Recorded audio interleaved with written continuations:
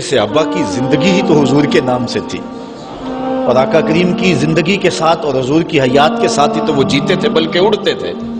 اور صحابہ رضوان اللہ علیہ مجمعین کے لیے سب سے مشکل وقت حضور علیہ السلام کی وفات کا وقت تھا، ان سے برداشت نہیں ہوتا تھا۔ آپ نے پڑھا ہوگا سیر میں، علماء سے سنا ہوگا، حضرت عمر نے تلوار نکال لی تھی حضور کے وصال پر، کوئی کہے تو صحیح حضور کا وصال ہو گیا، میں گردن کاٹ دوں۔ روتے تھے، عجیب کیفیت تھی۔ حضرت ابوبکر صدیق نے ہاتھ آگے کیا، لیکن حضرت عمر جو ہے وہ ان کی بات بھی سننے کے لیے تیار نہیں تھے۔ حضرت بلال چیخیں مارتے تھے، عجیب حالت تھی۔ حضرت سیدہ فاطمہ کہتی تھی، سبت علی مصائب لو انہا سبت علی الایام سرنا لیالیا، لوگوں میرے اوپر جو مصیبتیں ٹوٹ پڑی ہیں، اگر وہ چٹے دنوں پہ پڑتی تو وہ بھی کالی راتیں بن جاتی، اتنی مصیبتیں آ گئی۔ حضور علیہ السلام کے وصال پر یہ صحابہ کی کیفیت۔ حضرت زید بن عبداللہ اپنے باپ کو پانی دے رہے تھے، حضرت امام زرقانی نے لکھا ہے ان کے بیٹے نے جا کے کہا کہ ابا جی کو بات سنی ہے؟ انہوں نے کہا بتاؤ بیٹے کیا ہوا ہے؟ کہا حضور کا وصال ہو گیا۔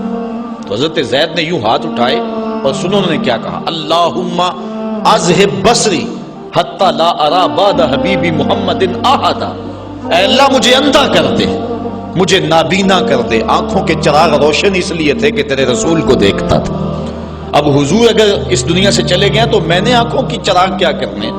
تو اللہ تعالیٰ نے ان کی دعا قبول فرما لی اور وہ فوراً نابینا ہو گئے۔ کسی نے بعد میں ان کے پاس جا کر افسوس کیا کہ تمہاری آنکھوں کی بینائی جاتی رہی ہے، بڑا افسوس ہوا ہے۔ وہ فرمانے لگے تمہیں ہوا ہوگا، مجھے تو کوئی نہیں ہوا، میں تو حضور کے بغیر کسی کو دیکھنا ہی نہیں چاہتا۔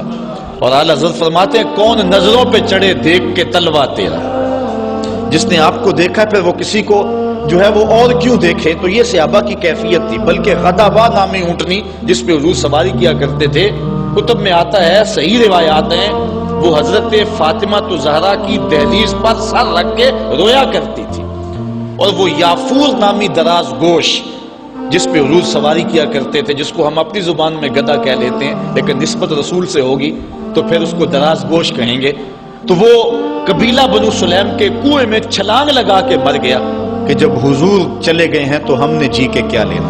یہ کیفیت جانوروں کی تھی۔ اللہ اکبر۔ تو حضور کی جدائی کا صدمہ کون برداشت کرے؟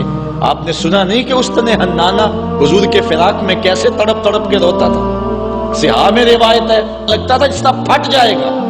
اور آقا کریم منبر سے نیچے اترے اور آقا نے اس کو دونوں ہاتھوں میں لیا، پھر تسلی دی، اور ایسے لگا جس طرح کہ بچھڑا ہوا بچہ ماں کی گود میں آ جائے تو اس کی گھگی بن جاتی ہے، یہ کیفیت ہوئی۔ پھر حضور منبر پہ جلوہ فراز ہوئے اور صحابہ سے مخاطب ہو کے کہا، لو لم افعل ھکذا لھن الی یوم القیامہ، اگر میں اپنے عاشق زار کو منبر سے اتر کے یوں تسلی نہ دیتا تو یہ لکڑی کا ستون قیامت تک روتا ہی رہتا۔ اللہ اکبر۔ یہ ہے حضور کے پیار کی کیفیت۔ ان کے لیے مشکل مرحلہ تھا۔